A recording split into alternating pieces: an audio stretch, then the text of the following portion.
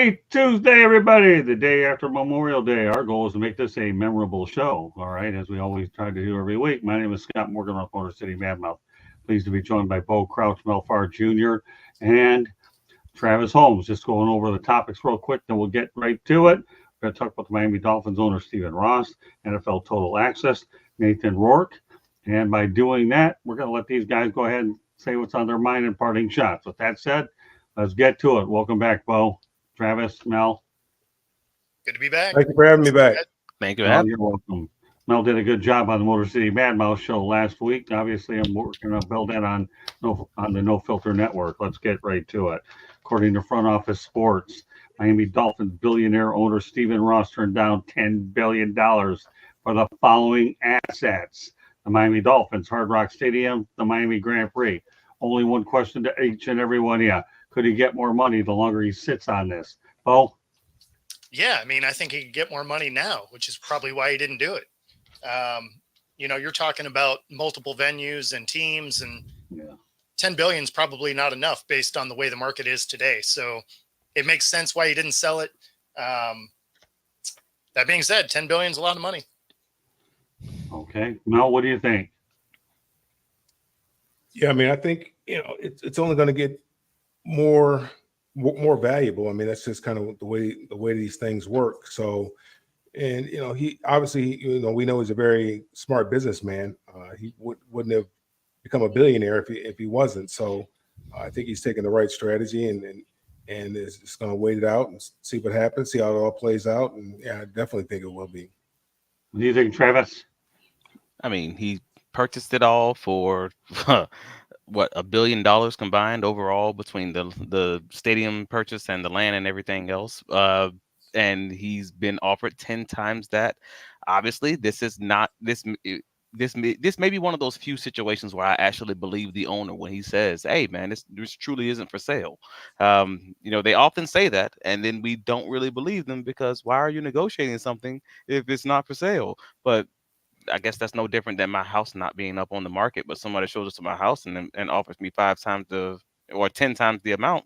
I'm gonna listen to you, but it's still not for sale. If I come to that conclusion, if my wife says I ain't leaving, then it is what it is. So that's kind of how I feel about it. But he's a billionaire for a reason. Otherwise, there's no way I believe he wouldn't have made that deal. Well, number one, the Miami Grand Prix is worth enough money in itself. That's a cash cow if I ever saw one. That's item number one. Two, I was covering the Dolphins back in the 80s. I'm going to tell you, when it was Joe Robbie Stadium, and there was so much land around there.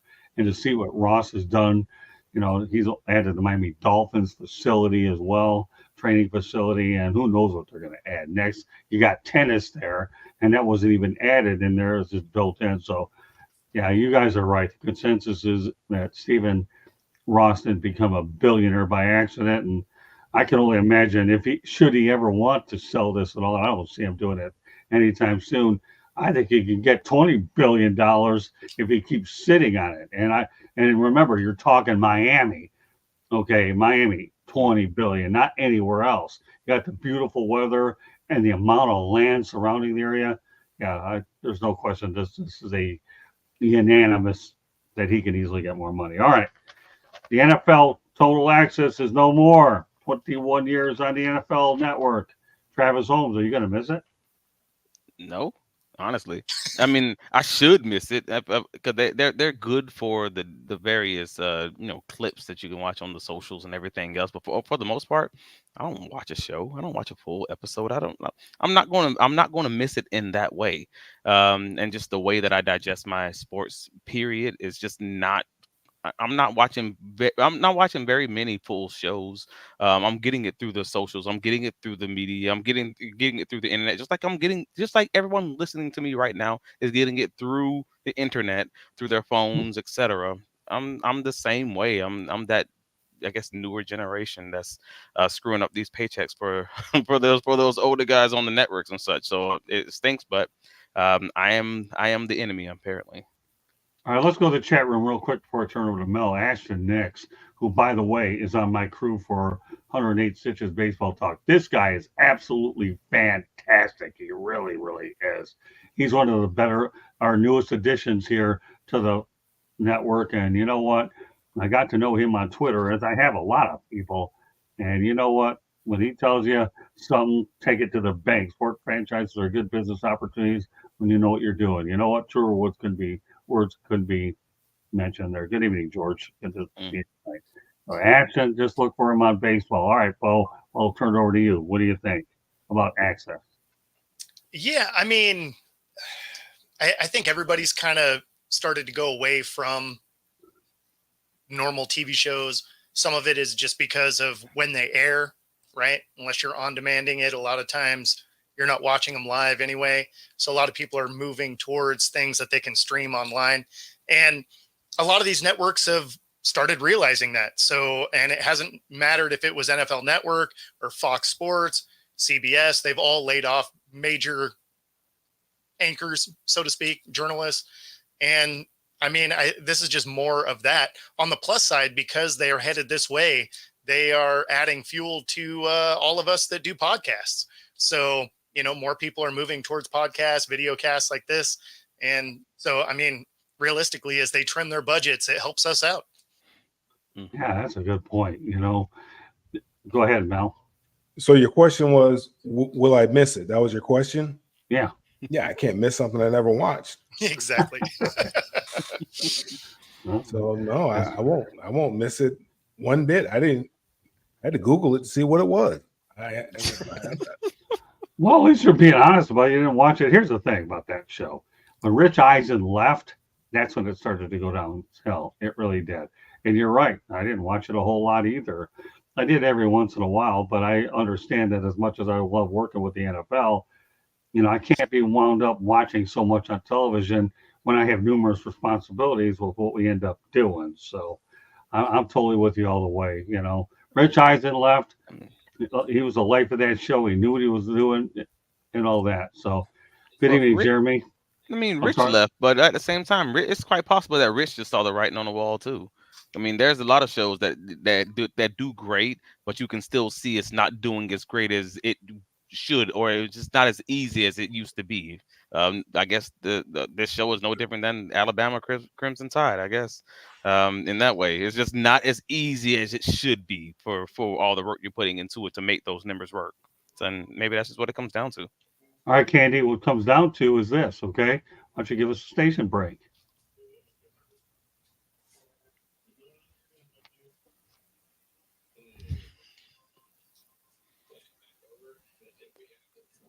And I know she will do it, right, Candy? I mean, you know, all things being equal, Rich Eisen basically has a podcast at this point, right? He's broadcast on Roku, and that's it. Right. I mean, for the most part, he's still getting it done. Yeah, and guys like Colin Cowherd, I mean, he's still on FS1, but he has his own podcast. All of them do. Stephen A. Smith. I mean, Shannon Sharp. I mean, exactly. the broadcast, the network show gives them a name, and then they build their brand on their podcast. And you see a lot of them. You know, Shannon's only on. He's only on there 2 days a week now. I think it is on First Take, whatever it's called. I think he's on there 2 days a week. Mm-hmm. Yep. Well, but he's podcasting a lot more than he was when he was at FS1. That's for certain. No doubt. So station identification. If you see that red subscribe button, that means you have not subscribed yet. Please do so. Like, share us with all of your friends. Monday nights we talk baseball, 108 Stitches Baseball Talk. Tuesday nights is football inside the pigskin. Wednesday nights you will find Sports Exchange. You will also find on a new network, No Filter. Scott does a one-on-one interview show. It's nofilter.net. And then Thursday nights, to be determined. You can find all of our podcasts wherever you get your podcasts. Apple, Google, iHeartRadio, CastBox, Deezer, you name it, Geo7, we're on it. We also have a website, www.southfloridatribune.com, where you can see Scott's writing and my pictures taking. You can see transcripts from the Jags, the Lions, the Dolphins, press releases from all of them, from a lot of the local colleges down here in South Florida.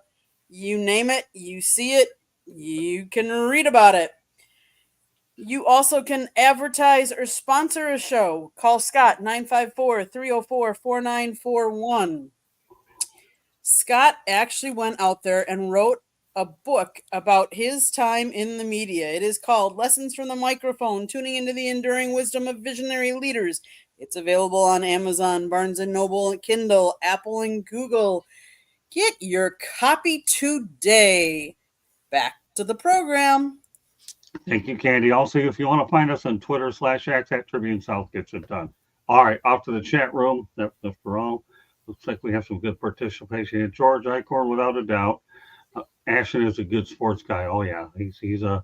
I'm looking forward to working him as often as we get a chance. Okay, kneecap fighting. Good evening, Jeremy.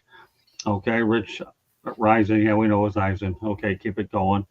And rest in peace, Bill Walton. Yeah, that was big news of yesterday. Bill Walton passed away at the age of 71 due to cancer. Almost all the on-air personnel use that to grow their personal networks. It's called savvy social networking.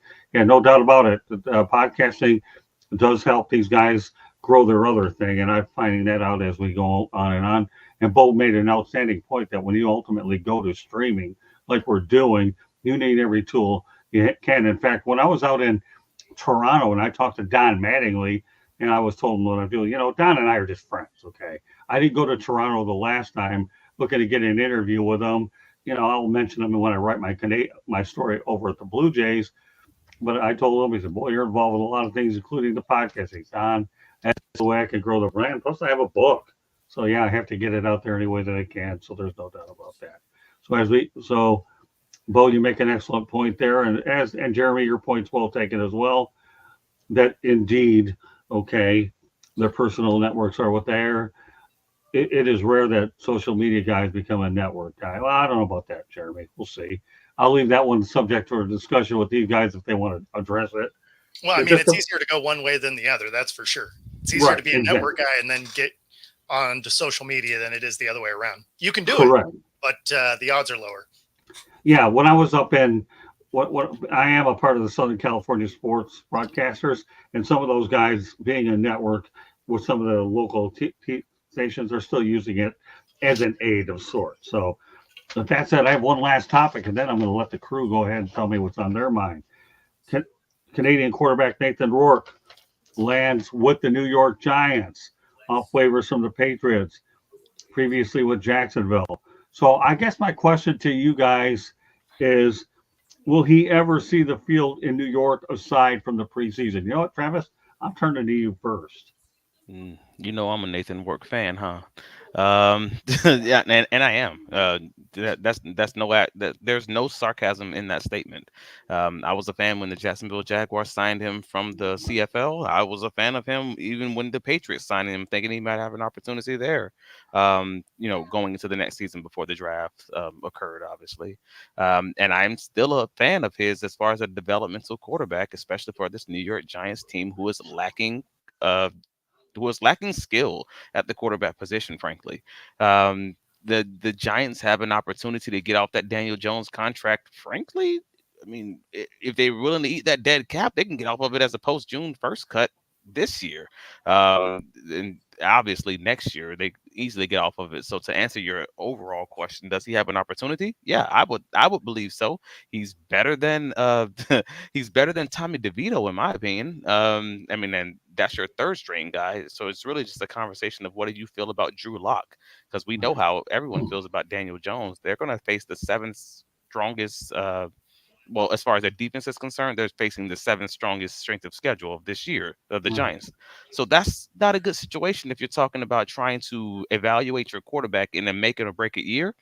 I could see that absolutely starting off a little bit rocky. And if that results in, I'm going to a Drew Lock or I'm going to a Nathan Rourke, at that point, I'm going with I'm going with Bitcoin. I'm to the moon. I'm going to go with the guy who I think has a chance to truly just take the Minshew mania, this sucker. And that is Nathan Rourke. Yeah, I like Nathan Rourke. Back to the chat room real quickly, Jeremy. Yeah, I know that you're not saying it cannot be done. Anything can be done if you put the work into it. And secondly, now that he's on this topic with us, is there any one set in stone that's quarterback New York? The answer is no, and I totally agree with you. But that said, hey, Dusty, how are you, buddy? Welcome to the show. All right, Mel, I'm going to turn it over to you. What do you think about Nathan Rourke? Not much. Be honest with you. I mean, I I'll tell never you, heard of the guy. I saw it. I mean, I had to Google who is this guy. Why are we talking about him? Look, man, it's tough, and I've said it before, man. That league is tough, and it's so much harder to prove that you can play than it is to prove that you can't play. You're at a disadvantage coming in because anytime you make a mistake, there's going to be somebody there that's going to say, "See, I told you the guy couldn't play." Whereas if you're a number one draft pick like Daniel Jones, he's going to get another chance. Well, just give him another chance. He'll be okay. He'll be fine. He can play. We've seen him do it before. He'll be fine. It takes a long time for them to fall out of love with somebody, a lot longer to fall out of love with somebody than it does to fall in love with somebody. So it's a good opportunity for the kid.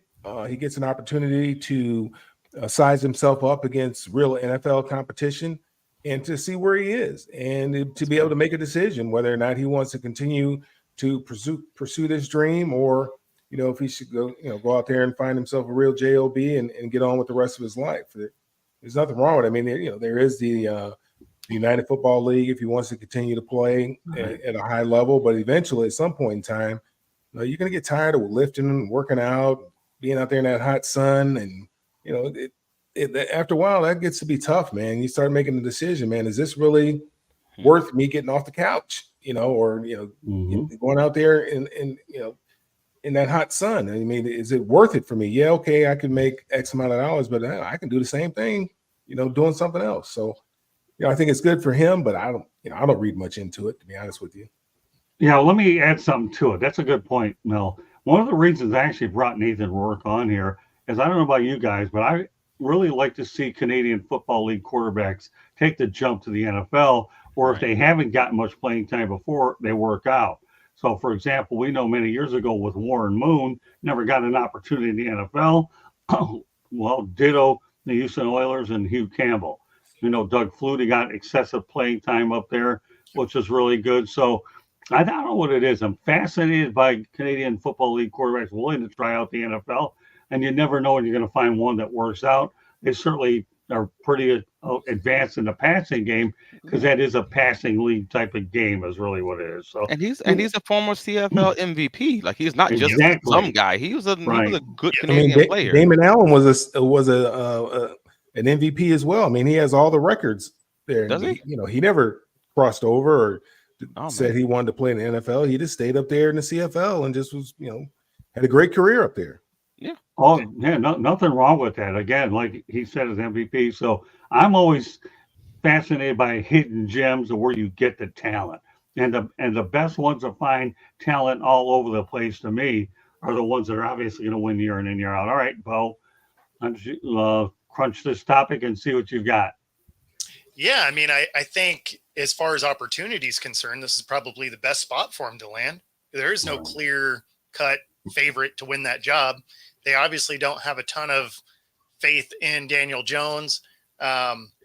Realistically, I think Drew Lock could beat out Daniel Jones as QB1, right? And although Jeremy thinks there's 4 QB3s on that roster, I would say Drew Lock is a solid QB2. Like he's proven he can step into that role. Daniel Jones is probably in that same kind of capacity. So, I mean, if there was a chance for him to outshine the guys that are already on the roster and get a shot, this is that team. Yeah, no question about it. All right. Well, you know what? Like I said before, I like looking for hidden gems. And you know what, Bo, you're right. I think the Giants are one of his best shots, knowing that the amount of quarterbacks they have on that team. Obviously, we'll know more in training camp, but when you have a guy who's a former MVP of a professional league, I'm not selling him short. So, all right, I'm going to do something different tonight, which will probably become permanent. It most likely will become permanent. Everybody's going to have a parting shot topic of their own. You know what? I'm going to lead off with this one real quickly, okay? Dak Prescott says he's motivated by the Dallas Mavericks and Star success going in, and it'll put more pressure on him. So, but he forgot about the Texas Rangers. To me, tell you this about Dak Prescott. This is hogwash. I do believe this is just my opinion, that Prescott is the most overhyped, overpaid quarterback in the NFL. And that's all there is to it. You know what? The Cowboys, to me, should have won that title by now with all the talent that Jerry Jones has had around you. But Dak Prescott has come up short at key moments. He really, really does. And yeah, of course, Jeremy needs to motivate himself. All right. Well, let me ask you, Jeremy, is it the money enough to motivate you in keeping your job? Give me a break. I understand where you're coming, but to me, okay, if this guy needs a hype job, then as far as I'm concerned, they should move on within the next couple of years from Dak Prescott. I am not I don't really care about Dak Prescott whatsoever. I think they should take Dak at his word and pay him zero. Yeah, I agree. Yeah, you don't need the money, not much in the way of winning playoffs. He said he doesn't play for money. Okay. Yeah, Challenge that'd be great. Yeah, I agree. Not much in the way of winning playoff games. Yeah, there's no question, Jeremy. Take him for his word. Y'all harsh, man. Y'all give him a contract with zeros on it. Yeah, there you go. We'll see how much motivation he needs after that one. So exactly. That's my. We hear tens and tens and tens, and if not hundreds of NFL players make this same statement nearly every year, and no one gives them the ire because they don't play quarterback or they're not the person who has, I mean, this guy's not even the top 10. I have not heard one person say that they don't play for the money. Oh no! I mean, Foye Oluokun for the Jaguars, a linebacker, just said it last month. Like, I mean, these guys say it all the time that we don't play for the money, or I don't care about that, or whatever language you want to put around it. Is I'm playing for championships, I'm playing for this, I'm playing for that, but it's not about the money.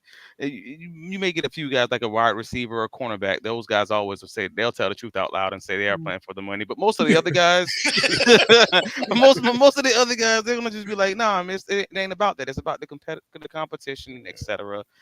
I mean, and some of those guys do reflect some of that in their contract negotiations, where they're not trying to bury the team by being the most paid guy. Obviously, they're going to get what they can, right?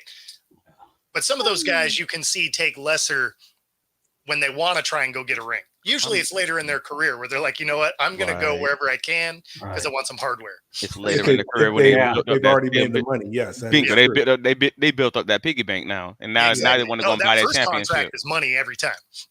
Yeah, but I'm like, he's the 12th highest paid quarterback in the league right now. Like, can we at least be reasonable and say Dak Prescott is more likely than not in the top 12 quarterbacks? I don't think that's being over the top right there, and I'm not even. I'm not giving him that, but if you want to, that's all right to you. I'm gonna give him that. I'll give him top 12. Yeah, top 12 with all the quarterbacks that have played in the NFL. Really? No, he's talking about the top 12 right now. Right now. Well, I wouldn't even put him in the top 12 now. I mean, he's just saying that his craziness to talk. Hate. Come on. Oh, I'm not putting him in the top 12 now. Maybe you know what, Paul? Do me a favor, okay? Send me a text later, and we can make a topic out of it. Top 12 now. All right, do that later on. Tell me of who's available, who you would take over.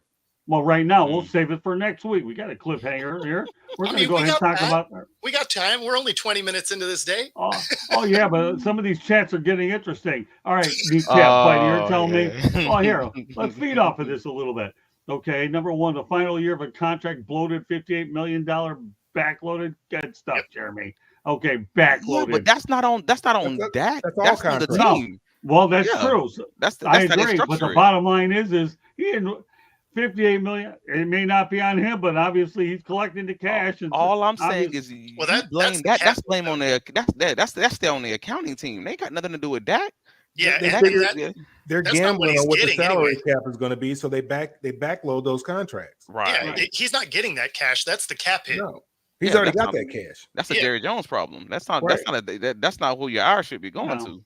No, in fact, next year could be really crazy because if they don't extend Jerry Jones could fix the problem by giving him an extension. He could fix that problem. But he don't want to do that. Yeah, and if they don't, next year is going to be wild because he may not be on the roster and they're still going to have a dead cap of $60 million for him. Well, Mel, let me tell you, my friend, I live in the present. That's all. I don't care about next year. Okay, how many of these video casts are we going to do between now and then? Give me a break, really? I mean, whatever. I mean, now that's not the problem. And the problem is, I think he's overrated, and that's what I think is the problem. And you know what? The Dallas Cowboys, I don't think have been to an NFC Championship game since 1995, right? No matter how many different quarterbacks that they've had, they still haven't gotten there. And Mr. Prescott always finds a way to make that costly turnover. You cannot blame. He doesn't find the players. You can't blame that loss in the playoffs this last year on him. That defense was ridiculous. Because if you watched a receiver, they were playing this weird soft coverage zone that also didn't somehow wasn't in the zone. Like everybody had 5 yards around him. I don't know what you expected Dak to do. Now, did he play a perfect game? No. Could he have played better? Sure. He could not overcome the defense they put on that field. Bingo. No, I don't have to blame him for the last enough one. game to win, and that's the piece that matters. Yeah, I don't have to blame him on the last one. I got enough of them in the past to blame him on, so I don't care about that. All right, so here, Scott, you're not wrong though. Dak Prescott, both things can be true. Dak Prescott could potentially be overrated, but also still being underpaid. That's my argument. All right, but here, let's take it to another level here. I think he's underrated. I think he's underrated, but there's big expectations in Dallas because of who the owner is. I mean, he's Kirk Cousins with more cameras. That's what he is. Well, that's true. Like he has more cameras on him. Kirk Cousins, everybody likes him. They know he comes up short in key spots, but he's played for teams that haven't been the best over the years and is a stat monster. Well, when you look at Dak, he has very similar success. There you go. Very similar numbers. He just happens to have the Dallas media trained on him. He would have that same kind of hate if he did this. He's got the national media on it. Yeah, that needs to go to Houston and get him by a grill, and then everybody gonna love him all of a sudden. But let me tell you this: if he was doing this in Minnesota, everybody'd be like, "Oh, hey, we're in the playoffs every year." Let me tell you this, Travis. You and I were at the Jaguars and the Cowboys game. And, we were glad he laid an egg there, weren't we? Because that was a big game for He didn't lay that egg, man. And I'm a Jaguars fan. That man threw a ball that hit, who was it, Noah in the chest, and then bounced up into the Jaguars defender's hands, and he ran it back for a pick six. And you hit somebody in the chest, and you blame the other quarterback for throwing an interception. I'm sorry. Well, can I ask you a question? Okay, let me ask you a question about that. Here, this is getting interesting. That's why we have a few topics here, because I want to make sure we lay on the beef here. Okay, when people look at the stats down the road, they're not going to look at that video. They're only going to look at interceptions and what they came up. Okay, they don't have a video attached to every interception that's in the stat sheet. That's all I'm saying. Yeah, but that's why we go above and beyond, baby. This is like student of the game material. We telling y'all more. We're going above the stat sheet. We're not stat sheet watchers. We all play the game. We all analyze this. We taking this to a whole nother level. Let's go. I agree. We're doing it.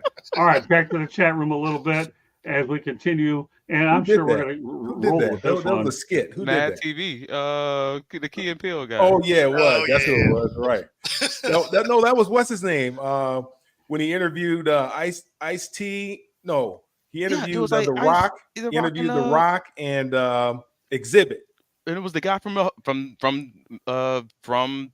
Key and Peele. It was the Keegan Michael, whatever his name. The guy with three first names. Yeah. Well, here, everybody wants to blame Jerry Jones, okay? So let's play the Jerry Jones card a little bit. Okay. Jerry Jones asked to win one more Super Bowl when he fired Jimmy Johnson, which we all know was a gift to Barry Switzer. He got exactly what he asked for. Yeah, all right, no question about it. He asked God for that. Now he's going to have to go to the other side and get that other one. The only thing I'm going to say about that, Jeremy, is I wonder how many Christmas cards that Barry Switzer has mailed Jimmy Johnson for getting that piece of jewelry he didn't deserve. That's all I can tell you. That was a gift. Probably none. Exactly. Switzer was a good football coach in his own right. Yeah, but that was in college. You're not going to sit here and tell me he was great for the college when he got it handed to him, because if you do, Mel, seriously. I mean, we all know that. We all know those were Jimmy's players, but I mean, I'll only give Barry Switzer credit for what he did at Oklahoma, not Dallas, because you know what? As we saw earlier toward the end of the year, how did Jimmy Johnson got his name in the Ring of Honor, right? And now Jerry's starting to show a little bit of love. And as Jerry gets a little bit older, right? Okay, maybe I need Jimmy after all, because I have to bite my tongue, eat my ego. Okay. I can't do this alone. I need Jimmy. So if we're doing that, then we need to give Tony Dungy that Super Bowl that John Gruden won. Let's Oh, go. Let's wouldn't, go. I wouldn't think about that in a heartbeat because John Gruden didn't win it anyways. That's easy, Mel. Give me something more difficult than that because that was easy. Tony Dungy should have 2 Super Bowl I'm like, rings. okay, I'm just saying. But Jerry's a solid GM. I'll give him credit for that. He's way too in the media. He's all P Diddy, all in the middle of the screen, dancing and everything. But overall, sorry, not Diddy in that way. I'm just talking about he's Mace. There you go. He's Mace. He's all in the screen, dancing and everything. He's on the radio. He's doing a little too much there. But overall, he's a solid GM though. Like he has put together some pretty good teams that probably have been good enough to win one, if not multiple championships. I give him credit there. His ability to build a roster has been fantastic. Yeah. Like Jerry Jones is a great marketer. And Yes. that's what he is. Go with that. Better than anything else. Because yeah. we were talking about whether it was last week or whatever, the valuation of that franchise. At one time, NFL football teams were not very valuable. Yeah. It was the soccer clubs, as they call them, over in Europe that were the most valuable franchises. Then all of a sudden things flipped. Roger Goodell they stopped calling them football teams. They started calling them clubs. And these franchises, all of a sudden, somehow or another, the owners, got the, they all got big egos too. They know that some of these NFL owners own football clubs over there in Europe. And they say that this is not going to work. They figure out a way to merchandise, market this product to where now these franchises are some of the most valuable in the world. Well, yeah, there's no question. But I want to say this, okay? I agree with you. There's no question that, Jerry Jones isn't a billionaire for nothing either. We talked about Stephen Ross earlier. But here's the thing we all have to understand about this whole thing is Jimmy Johnson fleeced the Minnesota Vikings in that Herschel Walker trade and not Jerry Jones, okay? Jerry Jones was desperate coming off some bad seasons, and he needed Jimmy in the worst way. Okay, yeah, Robert Wardell, Jerry is an egomaniac. I don't want anything sense. Well, they came in together, so those bad seasons were Jimmy's. The bad seasons was Jimmy's. Yeah, all right. They came in together, but I mean, he had to rebuild the roster the way that he wanted. He had to get his players in there, and he did it his way, and he came up with his little formula. Putting value on the draft picks, and they figured out a way where they could always win when they're doing their trades. I won't even question Jerry Jones. Okay, lately for some of the draft choices he's made, he's been pretty good.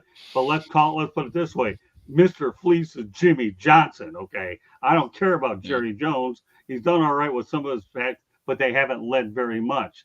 Jeremy, I know about the Jared Goff, Matt Stafford's ring that was built around him. I get that, but you know what?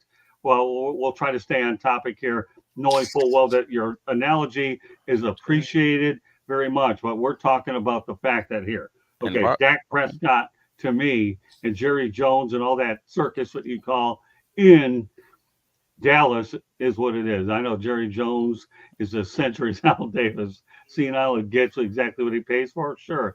But at least he's got that kind of money, doesn't he? All right, Travis, you want to add to this? Nah, man. I'm just. It said Jerry Jones is an egomaniac, and I'm like, I mean, yeah. What billionaire? Thank you. I mean, right. Isn't that all of these guys? Like, that's kind of what it is. You're a billionaire. You own things. You own all these people. You own all these organizations. I'm sorry, I'm going to call it what it is. You own these people in a lot of ways. We get what you're saying. Yeah, no. I mean, it is what it is. And at the end of the day, why? And this goes back to the Miami Dolphins owner conversation. Why would you sell something? If I own everything, I have a yacht, I got multiple houses, I got all these things. I have me owning this thing, this football team, this football club, as you guys said, is way more important than anything you can pay me, because what am I gonna do with that money? Buy another club? Like, come on, this is the thing that gets them into way more doors than that money ever will. Yeah, let's go. They'd have to knock him off his feet with an offer, and $10 million just wasn't getting it done. Yeah, let's go to Robert Wardell. $10 billion. I want to go to Robert Wardell. He's got a good one. How is Jerry a good GM? He's willing to overpay and overrate Dak. Well, that's kind of where I've been going. That's where I've been going with it. Go ahead, Bo. Yeah, so he is good at bringing talent in. That's why he's a good GM, because that's your primary role, whether it's through the draft, free agency, whatever. He finds a way to get good players on this team. The problem is then he gets in his own way. He needs to be a GM and then maybe jump on someone's spaceship and go visit the space station or something for the entirety of the football season. I think they perform a little better because he wants to be in front of the camera and become a distraction. But as far as him getting talent in the door, they've had some incredibly talented rosters that underperform. Yeah, I agree. And I actually had an opportunity many years ago to meet Jerry Jones when I was covering a Cardinals game. And we talked about the Lions keeping the Thanksgiving game. And let's talk about the power the man has in the league. He said, he told me, he was really nice. I got like 3 or 4 questions. And look, Jerry, he gave me a one-on-one. He was great. And he said, you know what? There's no way Detroit's going to lose that game. Yeah. And then he says, I guarantee it. And I'm thinking, oh, no, all right. This guy, I remember he orchestrated that move to LA when the Rams moved there. So, let's talk about separate Jerry Jones, the businessman, GM himself, so I'm with you. I'm glad we spent some time on it. I think the topics. The problem with Jerry is he gets too emotionally attached to some of his players. And that's where he ends up making a bad decision, like the Ezekiel Elliott decision. Right. That's the guy he probably shouldn't have paid. Right. A great GM is Lil Wayne, able to build his corporation. A bad GM or Jerry's more like Suge Knight. He's able to build a good organization, but he just can't get out the way. In that way, and it causes problems downstream. That's all. Yeah. All right, I'm going to put one chat up there, and I'll let one person add to it because you 3 have parting shots as well. I guess I stumbled onto a lightning rod here, so and that's why I let so much go in. That you called him Suge. That's all right. No, it's good. I love the stimulating conversation. And I acknowledge every chat as long as it's intelligent with good intentions and good faith. No problem. All right, so I'm going to put it up there. And which one of you guys wants to answer the question? Because Bo is next with his parting shot. This year, he went to the space station during free agent, or was it the hyperbolic chamber? All right, who wants to address this one? I'll let Travis have that one. I'm not even sure what we're talking about. Like, is this a Space Jam theme? I don't know what's happening. It's because I made the comment that as soon as he's done cultivating talent, he needs to get off the planet so he can stop being a distraction. That's where he was going there. I got you. It was more figurative than literal, but I mean, he has the money to go there. So I guess there's that. Yeah. All right. Well, now that you answered that question, Bo, you have a parting shot. Go ahead. Yeah. So it actually, oddly enough, is still with the Cowboys in the way of he does like to overpay in bad situations. And do you guys think he doubles down on a bad situation with Dak? Because it sounds, he's in that position with CeeDee Lamb now, where maybe they trade him. Maybe they go ahead and blow this thing up. Yeah, I think they let him go. They have the kid there from San Francisco. I think he wants to get cheaper at that position, and I think he wants to try to blow it up right now because, I mean, what other choice do you have? For whatever reason, he's never, regardless of what he said, I don't think he's all that in love with Dak. Well, yeah, you didn't want to pay him last time either. Exactly. He was just always afraid. Well, who do I replace him with? Now you have Trey Lance there. Maybe you give him a shot. And then, the draft, there's always, somebody coming up, somebody, and you just take a flyer at somebody and then draft. But I do believe that they're going to let him walk. If he plays this season, they're going to let him walk because he has a no trade clause, and he also can't be franchise tagged. So he'll be a free agent. I think Jerry lets him walk. Yeah, and you know what, Mel, the guy you're referring to is Trey Lance, who we talked about a couple of weeks ago. So I couldn't agree with you more.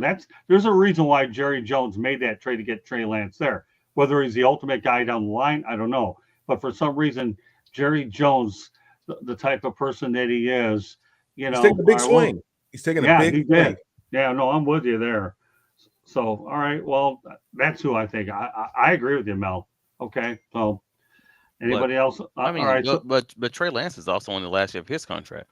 Like, that's the other thing. So he's going to have to pay Lance at least for backup money, just to keep him. Like, everything says that this whole thing is going to be blown up after this season, down from the coach's contract to Dak's casual contract, down to where the dead cap actually hits as far as the team is concerned.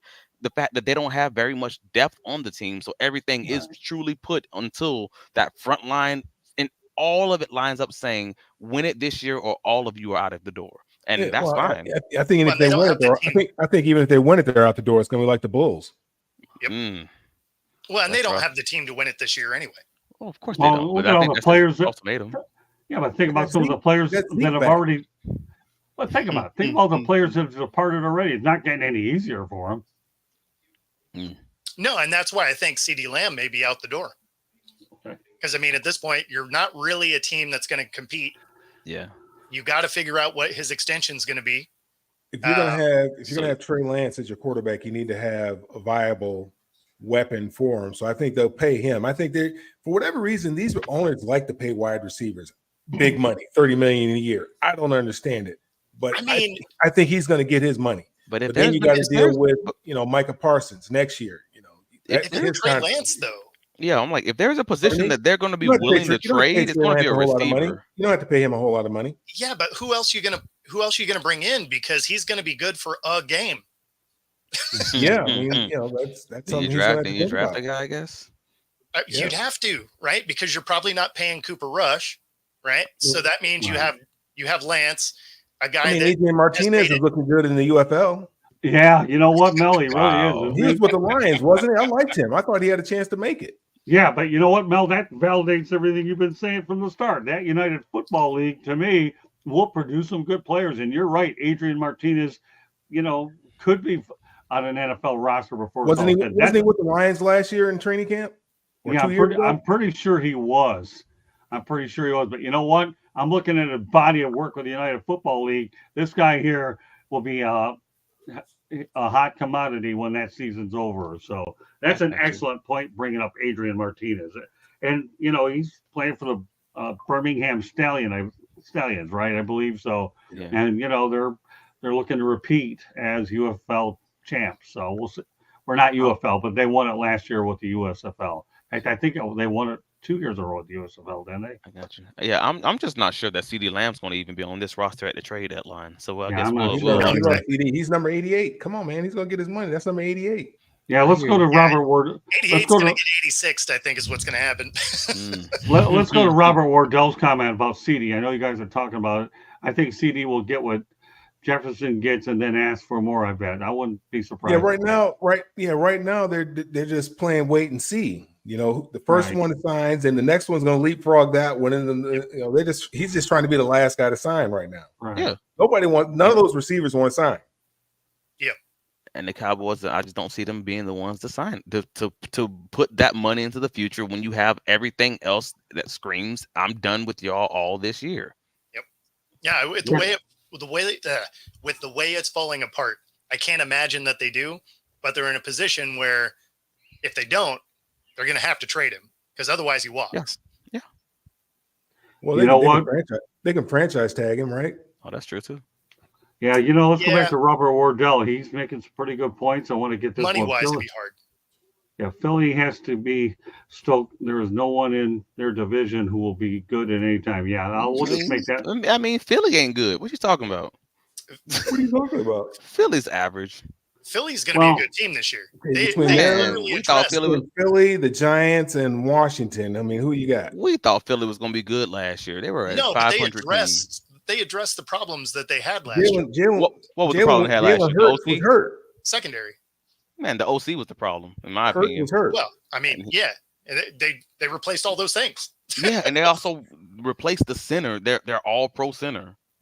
They got a defensive coordinator. They got a defensive coordinator there now, right? Yeah. Well, and the guy they replaced their center with was the heir apparent anyway. It was the guy that Kelsey was bringing along to be his replacement. So it's not like, and he was on that offensive line last year. He was a guard. I hear you, but how often is the heir apparent ever as good as the person that they're replacing? How good is Michael Jordan's son? And they say Kenny Pickett's looking good, man. Yeah, but he's not going to. Come on, man. Let's go. I was trying to make a point, and then, man. Well, here's another. I got nothing for that one. Yeah, I don't really know, but I like the point. I mean, they said he's been looking better than Jalen Hurts. That's what I'm saying. The 7-on-7 and stuff like that. They say he's been looking good. Yeah. No, but I mean, they do have a good running back. I mean, they did things where they should be a better team this year than they were last year. Oh, I'm not saying they're going to be a bad team. Georgia players on their team. They're going to be good. Yeah, so let's Robert Wardell. Okay, watch Philly trades down and later signs in free agency. Just that would be hilarious. I would, yeah. Well, you know what? I wouldn't be surprised. That division's ruthless. All right. Well, with that said, Mel, you have a parting shot. Good stuff, though. Yep.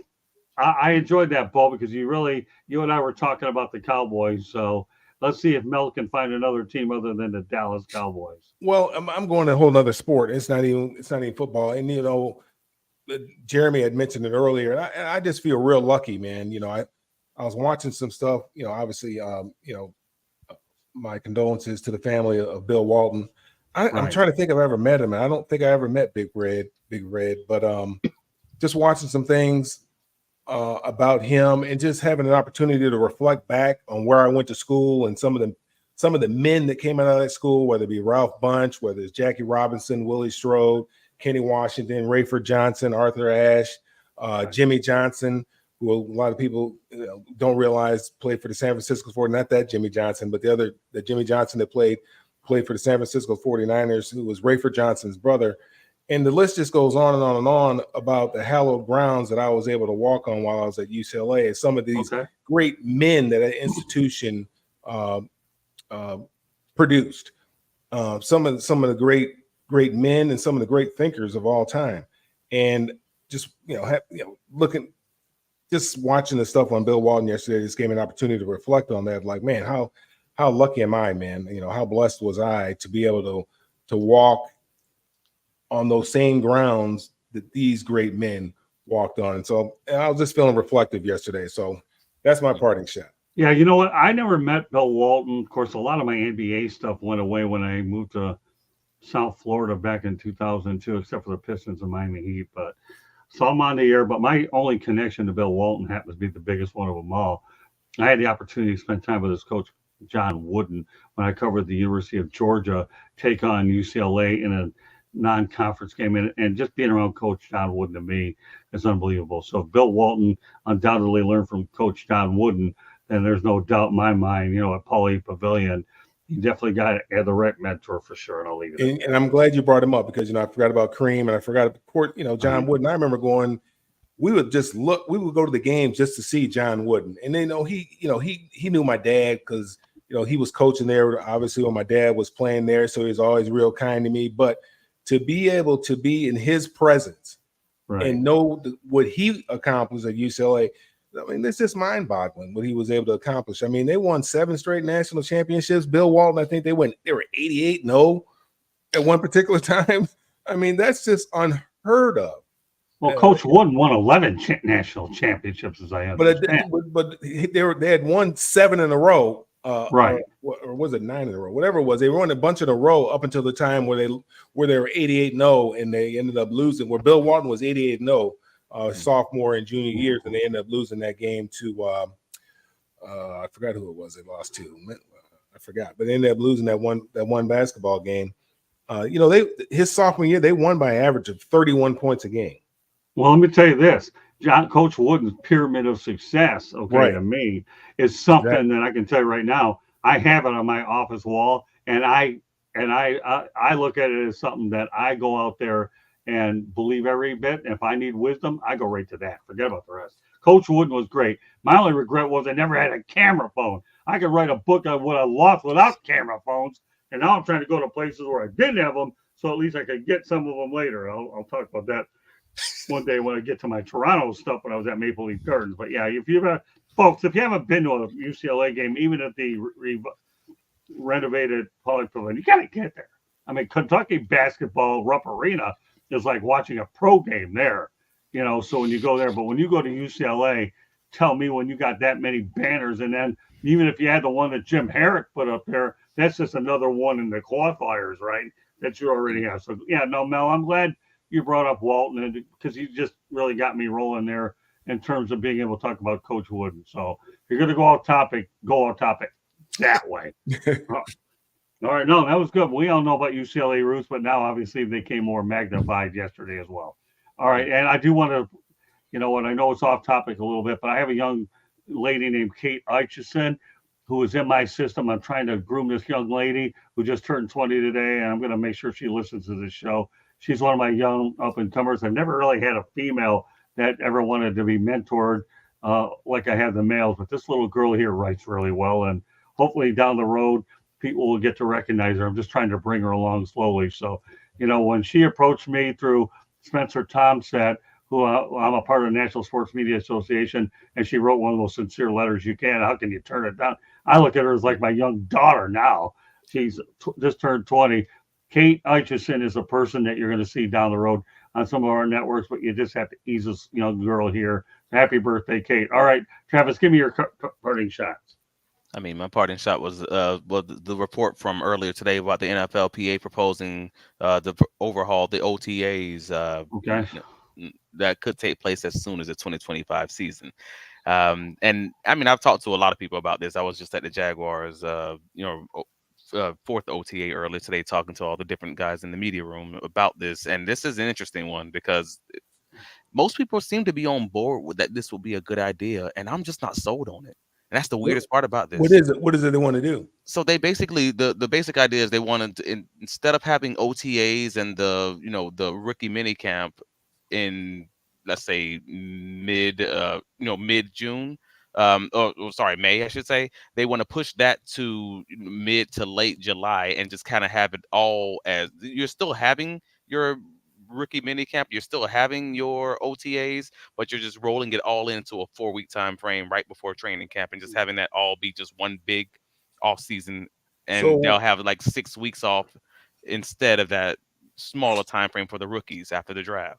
So what's the reasoning behind it? What's the motivation behind this? So the NFLPA is pushing it because they're saying that they did something similar after the COVID season, and a lot of the guys in the NFL said, "Hey, we like what this did to our bodies. We enjoyed this process of having a lot longer time off, consecutively off, instead of having the OTAs and the rookie mini camp, and then having the 6 weeks off, and then going to training camp and re-ramping it back up." And I can understand that argument. Yeah, I fully get that, especially for your bodies and you wanted to have more of an extended time frame off. My opinion is mainly tied to what we all saw what happened in the COVID season.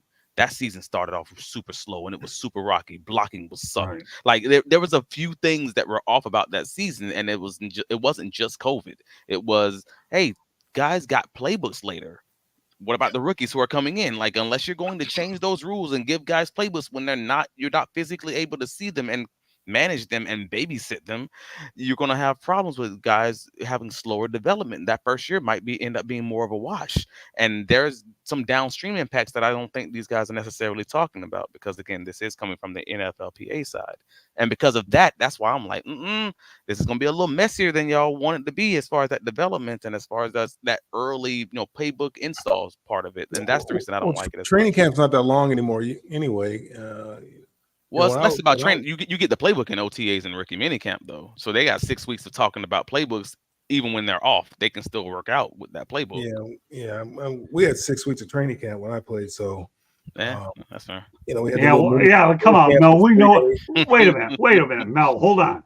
Okay, I know what that was all about. Remember, I work with Don Shula, so I know today's players couldn't have handled camp, whatever the coach was, 2 and 3 a days. I know. Give me a break. I'm with you, Mel. Wayne Fonz wasn't no picnic either back in the 80s, even though there's no camp that was a picnic. Exactly. That's my point. I mean, the Rams, it wasn't too bad, I guess, because we're in Southern California. It didn't get to be so hot. But I can tell you that Denver training camp, that was hell. Oh, I know. Hey, I'm with you. But remember, Mel, we're talking about this generation, not back in the day. We had 150 guys in camp. And the guys were getting cut every day. Yeah, exactly. This probably actually feeds more into their desire to have an 18-week regular season and a 2 preseason game type of thing. Sure. Because you're going to go right from, if they move these forward, you're going to go mini camp, OTA, training camp, preseason of 2 weeks where none of your starters are going to play. Bingo. Right. And during some of that preseason, you're going to have those joint practices. You're going to see more of those to try and simulate real-time reps. What we saw at the beginning of this year, where the first couple of weeks were preseason games because none of your starters played, and offensive lines and receiver timing routes were absolutely garbage. And they can only wear full pads, once a day, right? They can't have consecutive padded practices now. It's not even every day. Yeah, it's not even. Every Yeah, day. well, let's just go to the 18 game schedule as we get toward the end of the show here. That's not a matter of if, Bo. It's a matter of when. We all know that. That's a negotiating tool. This will be a concession in that negotiation. Exactly. That's my point. Pushes that. Yeah, it's a negotiating tool. All right, we'll give you 18, but give us our way. I mean, this has been done all the time. You guys are right on target with that one. That's not a matter of if with the 18. It's a matter of when, depending on when they decide to put it. I think this just lubes the wheels to make that happen. No question about it. All right, well, Robert. They need to do a better job with the revenue sharing. Forget about all that. They need to do a better job with the revenue sharing if they want to play 18 games. Forget that. This is window dressing. I mean, they need to do a better job until the players get them cojones to truly sit out of games. That's never going to improve, man. Well, I mean, if they want to play 18, they need to do a better job. I mean, they should have got more, and I don't know if they did or didn't, but when they went to 17 games, they should have got more. They should have negotiated the revenue sharing. If they want to play 18 games, that's fine. We'll play 18, but hey, we got to do better on that revenue sharing. Well, they're going to work that. What is that? 20, they're 30? going to work partners. They're going to work that out. All right, back to Wardell again. No, I'm not very confident in them working it out because they haven't done it thus far. Yeah. Well, and Rob, yeah, it was essentially like what we saw last year. I mean, Daniel Jones got sacked 11 times week 1. I mean, those offensive lines were not exactly well-oiled machines coming out of preseason. Right. And that's not even touching on injuries, which I know nobody's looking into because the 2020 season was historically they had historic number of injuries that season, and nobody's linking these things together. I'm just like, I'm not trying to be the doomsday guy, but I'm like, I'm sorry, I remember these things. How come y'all don't talk about this? Well, it's one of the arguments that I made for having the preseason games anyway, because a lot of times people would get hurt in the first preseason game, maybe the second, something like that. And you're out 4 to 6 weeks. Okay. So you come back for week 3. Well, you don't play in the preseason anymore. So now you get hurt week 1, week 2, you miss half the year. Yeah, good point. Well, again, we're not done talking about this subject, but it's good that you guys brought it up. And one other thing, Robert Wardell, I actually like the idea that Philly would go ahead and try to piss off Jerry. It wouldn't. I actually like it. I mean, after all, they're in the same division, not supposed to like each other anyway. So, great show tonight. I love the energy, especially on some of the topics we hit on. So, with that said, as we get ready to wrap this puppy up, we're going to have Candy on for a station break, and then we're going to go around the horn for promotional stuff. Go ahead, Candy. Station identification. If you'd like to sponsor a show, call Scott, 954-304-4941. If you're seeing this show and it's the first time and you have not subscribed, hit that subscribe button. Share us to all your friends and family. Monday nights, we talk baseball. Tuesday nights, we talk football. Wednesday nights, you never know what we're going to be talking about. Anything from NFL to NBA to NHL to cornhole, you name it, we talk about it. Thursday nights, to be determined. On Wednesday nights, Scott has a new show on nofilter.net. It's a one-on-one interview show. You have to check us out. Tomorrow night, it's going to be Scott with John Bonamago, coach.